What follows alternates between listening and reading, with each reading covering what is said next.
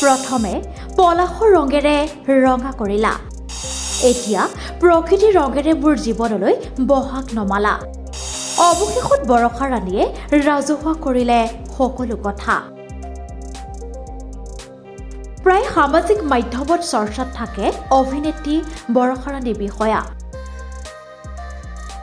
নিজৰ সহজ সৰল স্বভাৱশৈলী আৰু ব্যতিক্ৰমী কৰ্মৰে সকলোৰে মাজত চৰ্চাৰ কেন্দ্ৰবিন্দু হৈ থাকে জনপ্ৰিয় অভিনেত্ৰী বৰষা ৰাণী বিষয়া।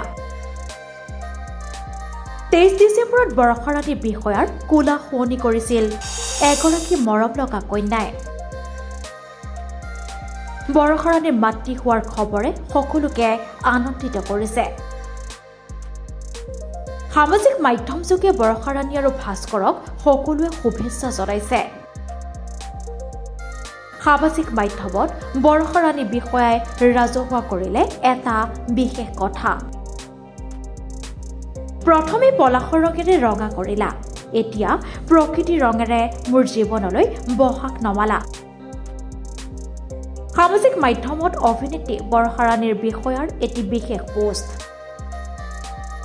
পোষ্টটোত বৰষা ৰাণী বিষয়া অন্তঃসত্ত্বা হৈ থকাৰ অৱস্থাৰ কেইখনমান